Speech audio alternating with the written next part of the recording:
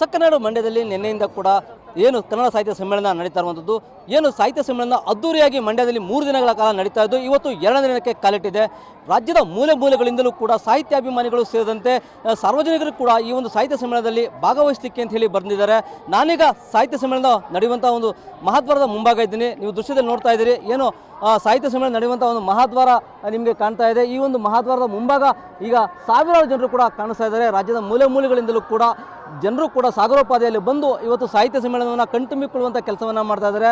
ಏನು ಮಹಾದ್ವಾರದ ಮುಂಭಾಗದಲ್ಲಿ ಒಂದು ಬಸವಣ್ಣನ ಪ್ರತಿಮೆಯನ್ನು ಸ್ಥಾಪನೆ ಮಾಡಿದ್ದಾರೆ. ಆ ಒಂದು ಬಸವಣ್ಣನ ಪ್ರತಿಮೆ ಮುಂಭಾಗ ಕೂಡ ಸಾಕಷ್ಟು ಸಾಹಿತ್ಯಾಭಿಮಾನಿಗಳು ಮತ್ತು ಕನ್ನಡಾಭಿಮಾನಿಗಳು ಕೂಡ ಏನು ಸೆಲ್ಫಿಯನ್ನು ತೆಗೆದುಕೊಂಡು ಸಂಭ್ರಮಿಸುವಂಥ ಕೆಲಸವನ್ನು ಮಾಡ್ತಿದ್ದಾರೆ. ನೀವು ಎತ್ತ ನೋಡಿದರೂ ಅತ್ತ ಕೂಡ ಈ ಒಂದು ಸಾಹಿತ್ಯದ ಜಾತ್ರೆಗೆ ಸಾಗರೋಪಾದಿಯಲ್ಲಿ ಜನರು ಕೂಡ ಹರಿದು ಬರ್ತಾ ಇದ್ದಾರೆ. ಕನ್ನಡವನ್ನು ಕಣ್ತುಂಬಿಕೊಳ್ಬೇಕು, ಕನ್ನಡದ ಸಾಹಿತ್ಯ ಸಮ್ಮೇಳನ ಹೇಗಿರುತ್ತೆ ಅನ್ನೋದನ್ನು ಕೂಡ ಕಣ್ತುಂಬಿಕೊಳ್ಳುವ ಇಚ್ಛೆಯಿಂದ ಎಲ್ಲ ಕಡೆಯಿಂದಲೂ ಕೂಡ ಜನರು ಕೂಡ ಹರಿದು ಬರ್ತಾ ಇದ್ದಾರೆ. ನೀವು ನೋಡ್ತಾ ಇದ್ದೀರಿ ಏನೀಗ ಸಾಹಿತ್ಯ ಸಮ್ಮೇಳನ ನಡೆಯುವಂಥ ಮೈದಾನ ಏನಿದೆ, ಈ ಮೈದಾನ 138 ಎಕರೆ ಪ್ರದೇಶದಲ್ಲಿ ಈ ಒಂದು ಸಾಹಿತ್ಯ ಸಮ್ಮೇಳನಕ್ಕಾಗಿ ಮಾಡಿಕೊಂಡಿರುವಂಥದ್ದು.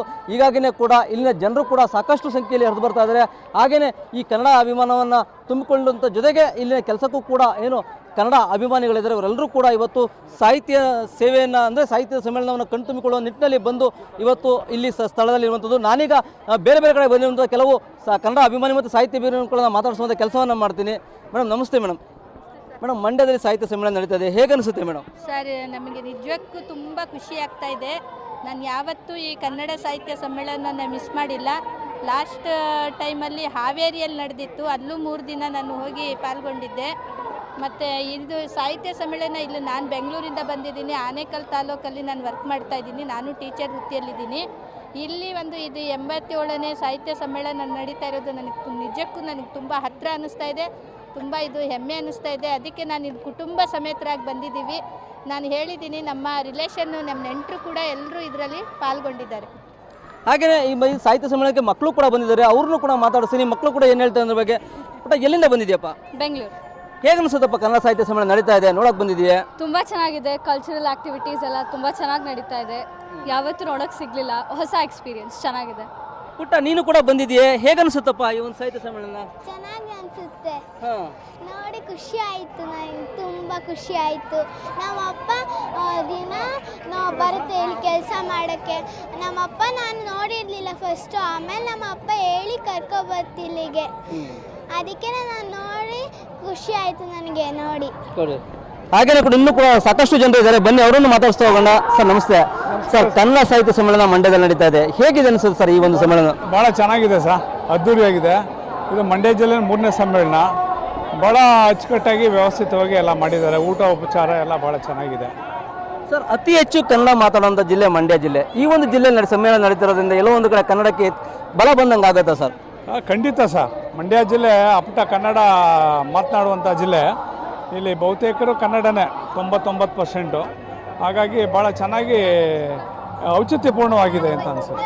ಸೊ ಈ ಒಂದು ಕನ್ನಡ ಸಾಹಿತ್ಯ ಸಮ್ಮೇಳನಕ್ಕೆ ಯುವಕರು ಕೂಡ ಬಂದಿದ್ದಾರೆ, ಆ ಯುವಕರನ್ನು ಕೂಡ ಮಾತಾಡಿಸ್ತೀನಿ. ಕನ್ನಡ ಸಾಹಿತ್ಯ ಸಮ್ಮೇಳನ ಮಂಡ್ಯದಲ್ಲಿ ನಡೀತಾ ಇದೆ, ಯುವ ಪೀಳಿಗೆಯಾಗಿ ಯುವಕರಾಗಿ ಏನು ಅನಿಸುತ್ತೆ ಸ್ವಲ್ಪ ಕನ್ನಡ ಸಾಹಿತ್ಯ? ಸರ್, ನಮಗೆ ತುಂಬ ಖುಷಿಯಾಗುತ್ತೆ. ಏನಂದರೆ ಇದು ವಿಜೃಂಭಣೆಯಿಂದ ನಡೀತಾ ಇದೆ ಕನ್ನಡ ಸಾಹಿತ್ಯ ಸಮ್ಮೇಳನ ಅಂದರೆ ತುಂಬ ಖುಷಿಯಾಗುತ್ತೆ. ನಾವು ಹುಟ್ಟಿದ್ದು ಇಲ್ಲಿ ನೆಲೆಸಿದ್ದು ನಾವು ಪುಣ್ಯ ಅನ್ಕೋತೀವಿ. ಮತ್ತು ಈ ಕನ್ನಡ ಸಂಸ್ಕೃತಿ ಸಾಹಿತ್ಯ ಇದು ಇವಾಗಲೂ ಇದೇ ರೀತಿ ನಡ್ಕೊ ಬಂದರೆ ತುಂಬ ಒಳ್ಳೆಯದು ಅಂತ ನಾನು ಬಯಸ್ತೀನಿ. ಸೊ ಹಾಗೆ ಕೂಡ ಇನ್ನೂ ಇದ್ದಾರೆ, ಅವರನ್ನು ಮಾತಾಡಿಸ್ತೀನಿ. ಸರ್, ಕನ್ನಡ ಸಾಹಿತ್ಯ ಸಮ್ಮೇಳನ ಮಂಡ್ಯದಲ್ಲಿ ನಡೀತಿರೋದು ಏನು ಅನಿಸುತ್ತೆ ಸರ್? ಸಾಹಿತ್ಯ ಸಮ್ಮೇಳನಗಳನ್ನು ನಡೀಬೇಕಂದ್ರೆ ಇದು ತುಂಬ ಅಗತ್ಯ. ಈಗಿನ ಪೀಳಿಗೆಗೆ, ಇವತ್ತಿನ ಜನಾಂಗಕ್ಕೆ ಈ ಅಂಥ ಸಮ್ಮೇಳನಗಳು, ಕನ್ನಡದ ಬಗ್ಗೆ ತಿಳಿಯೇಳೋಂಥ ಈ ಕಾರ್ಯಕ್ರಮಗಳು ಸರ್ಕಾರ ಹಮ್ಮಿಕೊಂಡ್ರೆ ನಿಜವಾಗ್ಲೂ ಹೆಮ್ಮೆ ಅನಿಸ್ತದೆ ನಮಗೆಲ್ಲರಿಗೂ. ಅದೇ ರೀತಿ ಈ ಹೆಚ್ಚಿನ ಕಾರ್ಯಕ್ರಮಗಳು ಪ್ರತಿಯೊಂದು ಜಿಲ್ಲೆಗಳಲ್ಲೂ ಆಗಲಿ ಅಂತ ನಮಗೊಂದು ಆಶಿಸು. ಇದಕ್ಕೆ ಮುಂಚೆ ನಾನು ಗುಲ್ಬರ್ಗಾದಲ್ಲೂ ಈ ಕಾರ್ಯಕ್ರಮನ ಪಾಲ್ಗೊಂಡಿದ್ದೀನಿ, ತದನಂತರ ಹಾವೇರಿಯಲ್ಲಿ ಕೂಡ ಪಾಲ್ಗೊಂಡಿದ್ದೀನಿ. ಮಂಡ್ಯದಲ್ಲಿ ನಡೀತಿರೋ ಈ ಸಾಹಿತ್ಯ ಸಮ್ಮೇಳನಕ್ಕೆ ಹೆಚ್ಚು ಒತ್ತನ್ನು ಕೊಟ್ಟಿದ್ದಾರೆ ಈ ಸಾರಿ. ಹಾಗೆ ಎಲ್ಲ ಸೌಕರ್ಯಗಳು, ಸೌಲಭ್ಯಗಳು ಭಾಳ ಚೆನ್ನಾಗಿ ಮಾಡಿಕೊಟ್ಟಿದ್ದಾರೆ. ಸರ್ಕಾರಕ್ಕೆ ನಮ್ಮ ಧನ್ಯವಾದಗಳನ್ನು ತಿಳಿಸ್ತಾ ಜೈ ಹಿಂದ್, ಜೈ ಕರ್ನಾಟಕ ಮಾತು. ಸರ್, ಹೇಗೆ ಅನಿಸುತ್ತೆ ಸಾಹಿತ್ಯ ಸಮ್ಮೇಳನ ನಿಮ್ಮದು? ತುಂಬ ಚೆನ್ನಾಗಿ ಅನಿಸುತ್ತೆ. ನಾವು ಕನ್ನಡ ಪ್ರೇಮಿಯಾಗಿ ನಮಗೆ ಖುಷಿಯ ವಿಚಾರ. ಮತ್ತು ನಾಡು ನುಡಿ ನೆಲ ಜಲ ಅಂತ ಬಂದಾಗ ನಮಗೆಲ್ಲ ಖುಷಿ ಆಗಲೇಬೇಕಲ್ವ. ಕನ್ನಡಿಗರು ಅಂತ ಬಂದರೆ ನಮಗೊಂದು ಹಬ್ಬದ ಥರ ಇದು ಕನ್ನಡ ಸಾಹಿತ್ಯ ಸಮ್ಮೇಳನ ಮಂಡ್ಯದಲ್ಲಿ ನಡೀತಾ ಇರೋದು. ನಾವು ಮೈಸೂರಿನವರು. ಪಕ್ಕದೂರು ಆದ ಮಂಡ್ಯನೂ ಏನು ಮೈಸೂರಿಂದ ಬೇರೆ ಅಲ್ಲ, ಅವಿಭಾಜ್ಯ ಈಗ ಜಿಲ್ಲೆಯಾಗಿ ಇದಾಗಿರೋದು. ಮೈಸೂರಿನ ಒಂದು ಭಾಗನೇ ಆಗಿದಂಥ ಮಂಡ್ಯದಲ್ಲಿ ನಡೀತಾ ಇರೋದು ನಮಗೆ ಖುಷಿ ವಿಚಾರ. ಇನ್ನೂ ಹೆಚ್ಚೆಚ್ಚು ನಾವು ಕನ್ನಡ ಉಳಿವಿಗಾಗಿ, ಅಂದರೆ ಕನ್ನಡ ಉಳಿಲೇಬೇಕು. ಕರ್ನಾಟಕದಲ್ಲಿ ಹೇಗೆ ಬೇರೆ ರಾಜ್ಯಗಳಲ್ಲಿ ಬೇರೆ ಭಾಷೆಗಳಿಗೆ ಮಹತ್ವ ಇದೆಯೋ, ಆಯಾಯ ರಾಜ್ಯಗಳು ಆಯಾಯ ಭಾಷೆ ಅಂತ ಬಂದಾಗ ಪೂರ್ಣ ಅಭಿಮಾನ ಹೊಂದಿ ಭಾಷೆ ಉಳಿಸ್ಕೊಳ್ಳೋಕ್ಕೋಸ್ಕರ ಒದ್ದಾಡ್ತಾರೆ. ಆ ನಿಟ್ಟಿನಲ್ಲಿ ನಾವು ಕನ್ನಡಿಗರಾದವರು ನಾವು ಅತಿ ಹೆಚ್ಚು ಕನ್ನಡ ಬಳಸೋದ್ರಿಂದ ಕರ್ನಾಟಕದಲ್ಲಿ ಕನ್ನಡ ಉಳಿತದೆ.